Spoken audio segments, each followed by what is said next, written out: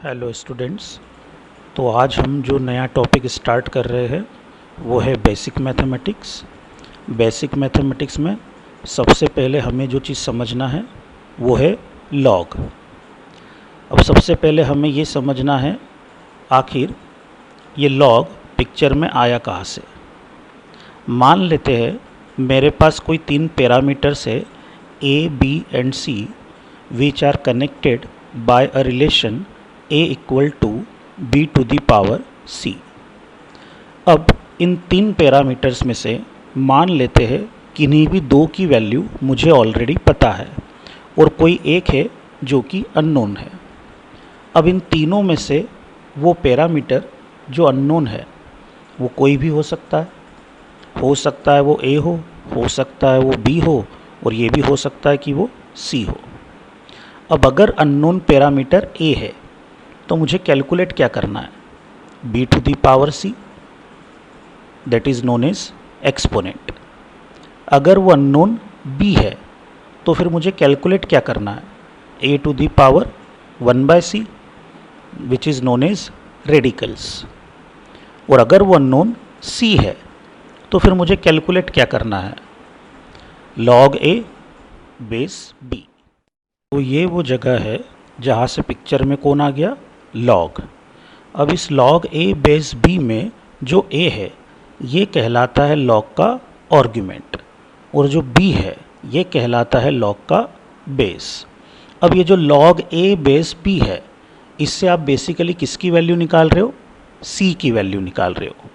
यानी कि अगर log A base B C की वैल्यू दे रहा है तो आपका वो जो A था वो काई के इक्वल था, वो B की पावर C के इक्वल था। Therefore log A base B का मतलब क्या हुआ, log A बेस B का मतलब ये हुआ कि which power of B gives you A। अगर log A base B C के बराबर है तो A काई के बराबर था, B की पावर C के। It means log A base B आपको क्या बता रहा है, log A बेस B आपको ये बता रहा है कि which power of B gives you A। For example log 100 base 10 का मतलब क्या हो गया, which power of 10 gives you 100। तो आंसर कितना हो जाएगा, 2। log 27 बेस 3 का मतलब क्या हुआ, which power of 3 gives you 27। तो इसका आंसर क्या हो जाएगा, 3। log 64 बेस 2 का मतलब क्या हो गया, which power of 2 gives you 64। तो इसका आंसर कितना हो जाएगा, 6। सिमिलरली log 625 बेस 5 का मतलब क्या हो गया, which power of 5 gives you 625। तो इसका आंसर कितना हो जाएगा, 4। यानी कि अगर log x base a is equal to y में अगर मैं log हटा दूँ तो x का के इक्वल हो जाएगा a to the power y के, या फिर a to the power y equal to x में मैं log ले लूँ तो log x बेस a का के इक्वल हो जाएगा y के। इस बात को बिल्कुल अच्छे से दिमाग में फिट कर लो कि log लेना कैसे है और log हटाना कैसे है। अगर log x बेस a काई के इक्वल है y के और मैं log हटाऊंगा तो a to the power y काई के इक्वल हो जाएगा x के। और अगर a to the power y equal to x में मैं log ले लूँगा तो y काई के इक्वल हो जाएगा log x बेस a के। और एक बात ध्यान रखना, जो a है वो हर केस में बेस ही है। जब log के फॉर्म में लिखा हुआ है तब भी बेस कौन है, a, और जब एक्सपोनेंट के फॉर्म में लिखा हुआ तब भी बेस कौन है, a। अब आगे बढ़ते हैं। मान लो कल को कोई मुझसे ये पूछ ले व्हाट इज log 4 बेस -2, यानी कि which power of -2 gives me 4। तो आंसर कितना हो जाएगा, 2। log 8 base -2 means which power of -2 gives me 8। शायद ऐसा कोई नंबर होता ही नहीं है। अगला log of -4 base -2 means which power of -2 gives me -4। Again ऐसा कोई नंबर नहीं होता है। Next, log -8 base -2 means which power of -2 gives me -8। तो इसका आंसर कितना हो जाएगा? 3। यानी कि जब भी आर्ग्यूमेंट या बेस में से एटलीस्ट कोई एक निगेटिव होता है तो जो हमारा सवाल था which power of b gives you a, इस सवाल का जवाब कभी कभी तो हमारे पास होता है और कभी कभी हमारे पास नहीं होता है। इसका मतलब ये हुआ कि अगर आर्ग्यूमेंट या बेस में से कोई भी एक निगेटिव हो जाएगा या अगर दोनों निगेटिव हो जाएंगे तो हम इस लॉग की वैल्यू कभी कभी बता भी पाएंगे और कभी कभी नहीं भी बता पाएंगे। अब सवाल ये उठता है कि ऐसे कितने केसेस होंगे जब हम वैल्यू बता पा रहे हैं और ऐसे कितने केसेस होंगे जब हम वैल्यू नहीं बता पा रहे। तो केसेस तो दोनों ही कितने हैं? इनफाइनाइट। ऐसे इनफाइनाइट केसेस है जब हम ये वैल्यू बता पा रहे हैं और ऐसे इनफाइनाइट केसेस है जब हम ये वैल्यू नहीं बता पा रहे हैं। अब सवाल ये उठता है कि वो इनफाइनाइट केसेस जब हम इस वैल्यू को बता पा रहे हैं, क्या उन इनफाइनाइट केसेस में कोई कॉमन पैटर्न है या नहीं है? तो बिल्कुल नहीं है। वो केसेस जब हम इस सवाल का आंसर नहीं दे पा रहे उनमें कोई कॉमन पैटर्न भी नहीं है। अब ऐसे इनफाइनाइट केसेस है जब हम उसकी वैल्यू नहीं बता पा रहे हैं और उन इनफाइनाइट केसेस में कोई कॉमन पैटर्न भी नहीं है। यानी कि जब भी आर्ग्यूमेंट या बेस में से कोई एक निगेटिव हो गया या दोनों निगेटिव हो गए तो इनफाइनाइट केसेस ऐसे आ रहे हैं जब हम आंसर नहीं दे पा रहे हैं और उन इनफाइनाइट केसेस में कोई कॉमन पैटर्न भी नहीं है। तो हम ये इन जनरल डिफाइन ही नहीं कर पा रहे हैं कि negative values of base and argument के लिए लॉग कब वैल्यू देगा और कब वैल्यू नहीं देगा, और निगेटिव केसेस के लिए इन जनरल कब वैल्यूज़ मिलेगी और कब वैल्यूज़ नहीं मिलेगी। अगर ये डिफ़ाइन ही नहीं कर पा रहे हैं तो इससे बचने के लिए हमने क्या किया, हमने जब लॉग को डिफ़ाइन किया तो डिफ़ाइन करते वक्त ही बेस और आर्ग्यूमेंट पर कंडीशन लगा दी।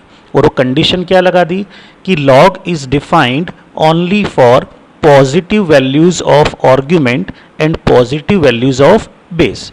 क्योंकि पॉजिटिव वैल्यूज़ के लिए तो लॉग हमेशा एग्जिस्ट कर ही रहा था। निगेटिव बेस और निगेटिव आर्ग्यूमेंट में समस्या थी कि कहीं कहीं पर एग्जिस्ट कर रहा था और कहीं कहीं पर एग्जिस्ट नहीं कर रहा था। बट हम कोई जनरल स्टेटमेंट नहीं दे पा रहे थे कि कब एग्जिस्ट करता है और कब एग्जिस्ट नहीं करता है। तो हमने क्या किया, डेफिनेशन में से निगेटिव वाले केसेस ही हटा दिए और लॉग पर कंडीशन लगा दी कि log is defined only positive values of base and argument. अब मान लो कोई हमसे ये पूछे what is log 2 base 1, which power of 1 gives you 2? कोई नहीं। What is log 3 base 1, which power of 1 gives you 3? Again कोई नहीं। या फिर what is log 4 base 1 means which power of 1 gives you 4? Again कोई नहीं। इसका मतलब क्या हुआ? इसका मतलब ये हुआ कि जब भी मेरे लॉग का बेस 1 होगा तो आर्ग्यूमेंट चाहे कुछ भी हो, मेरे पास उस सवाल का कभी कोई जवाब ही नहीं होगा। हाँ, अगर मान ले कि कल को आर्ग्यूमेंट भी 1 हो गया, फॉर एग्जाम्पल कोई मुझसे ये पूछ ले what is log 1 base 1, which power of 1 gives me 1? इसका जवाब तो मेरे पास है, बट इसके जवाब तो मेरे पास इनफाइनाइट है क्योंकि 1 की पावर आप कुछ भी ले लो, answer is always equal to 1। यानी कि अगर आर्ग्यूमेंट 1 नहीं है और बेस 1 है तो इस सवाल का मेरे पास कोई जवाब ही नहीं है, और अगर आर्ग्यूमेंट और बेस दोनों 1 है तो इस सवाल के मेरे पास इनफाइनाइट जवाब है। इसका मतलब ये हुआ कि जब भी लॉग का बेस 1 होगा तो मैं एक यूनिक प्रॉपर आंसर कभी दे ही नहीं पाऊंगा। इससे बचने के लिए मैंने लॉग के बेस पर भी एक कंडीशन लगा दी, और वो कंडीशन क्या लगा दी कि लॉग का बेस कुछ भी हो सकता है लेकिन 1 नहीं हो सकता है। तो अब लॉग की कुछ स्टैंडर्ड प्रॉपर्टी समझ लेते हैं। First, log 1 base a is always equal to 0 because which power of a gives you 1? That is 0. Second, log a base a is always equal to 1 because which power of a gives you a? So answer is 100% 1. Third, log b plus log c is always equal to log bc बशर्ते तीनों log का base same हो. अब ये आई कहाँ से, इसको prove करके देख लेते हैं. Let log b base a is equal to x and log c base a is equal to y. तो अगर मैं log हटाऊंगा तो b का i के इक्वल हो जाएगा a to the power x के और c का i के इक्वल हो जाएगा a to the power y के. तो bc का i के इक्वल हो जाएगा a to the power x into a to the power y के, यानी कि a to the power x plus y के. अब अगर bc a to the power x plus y के इक्वल है और मैं दोनों तरफ log ले लूँ तो अब log bc बेस a का i के इक्वल हो जाएगा x प्लस वाई के, यानी कि log bc का i के इक्वल हो जाएगा log b plus log c के. Fourth, log b minus log c is equal to log of b by c. Again बशर्ते तीनों log का बेस सेम हो. अब इसे भी प्रूव कर लेते हैं. अगेन मान लेते हैं log b base a is equal to x and log c base a is equal to y. तो b कितना हो जाएगा a to the power x और c कितना हो जाएगा a to the power y. तो b बाय c कितना हो जाएगा a to the power x divide by a to the power y, यानी कि a to the power x minus y. अब अगर b बाय c इक्वल है a to the power x minus y के तो log of b by c base a का i के equal हो जाएगा x माइनस y के, यानी कि log of b by c का i के इक्वल हो गया log b minus log c के. Fifth, log of b to the power m is equal to m times log b, यानी कि जो आर्ग्यूमेंट का पावर है वो बाहर न्यूमरेटर में मल्टीप्लाई हो जाता है. प्रूव कर लेते हैं. Let log b base a is equal to x. तो b कितना हो जाएगा a to the power x. तो b to the power m कितना हो जाएगा a to the power x whole to the power m, यानी कि a to the power mx. अब अगर b to the power m a to the power mx के बराबर है तो log of b to the power m base a का i के इक्वल हो जाएगा mx के, यानी कि log of b to the power m का i के इक्वल हो गया m टाइम्स log p के. Sixth, log of 1 by b is equal to minus of log b. मतलब जब भी हम log के आर्ग्यूमेंट का रेसिप्रोकल लेंगे तो बाहर एक माइनस साइन आ जाएगा. कैसे? तो जो log ऑफ 1 बाय b है उसको हम log ऑफ b की पावर -1 भी लिख सकते हैं. एंड बाय फिफ्थ प्रॉपर्टी जो पावर वाला -1 है वो बाहर जाके न्यूमरेटर में क्या हो जाएगा मल्टीप्लाई. तो क्या हो जाएगा माइनस log b.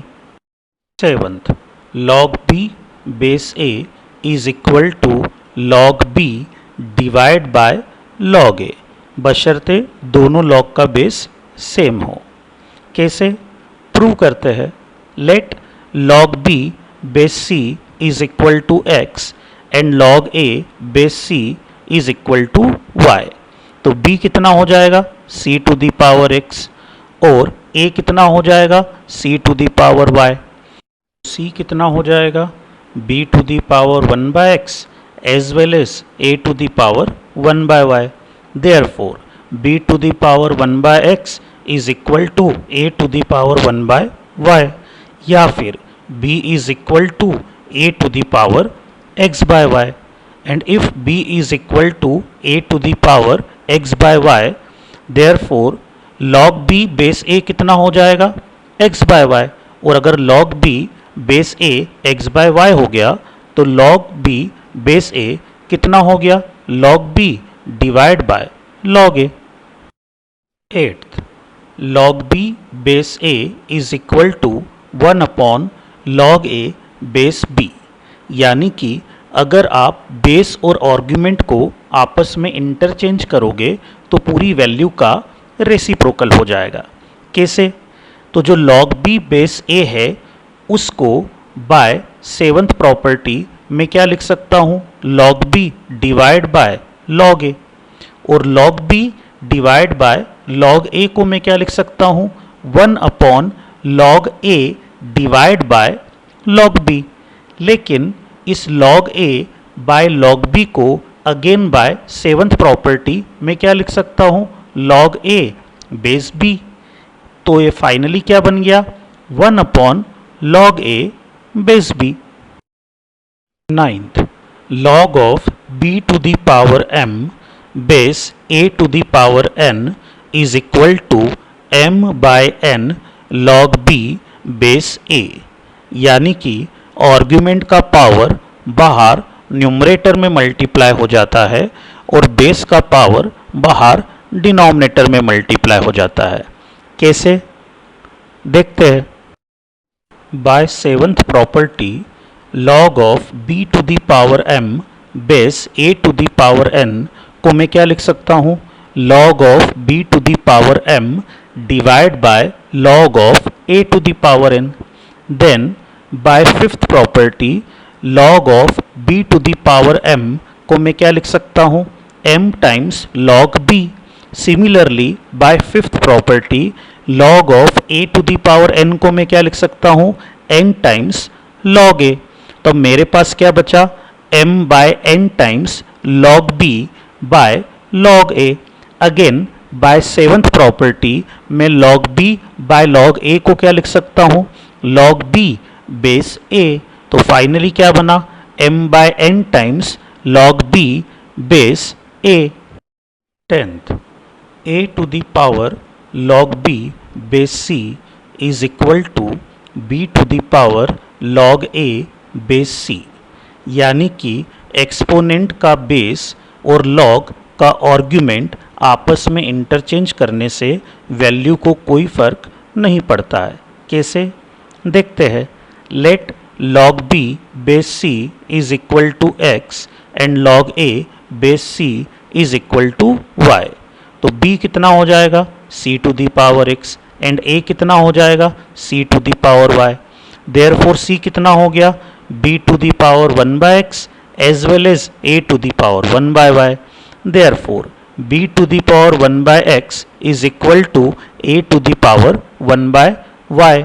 अब अगर मैं दोनों तरफ whole to the power x y ले लूँ तो b to the power y काई के इक्वल हो जाएगा a to the power x के। यानी कि b to the power log a base c is equal to a to the power log b base c। बस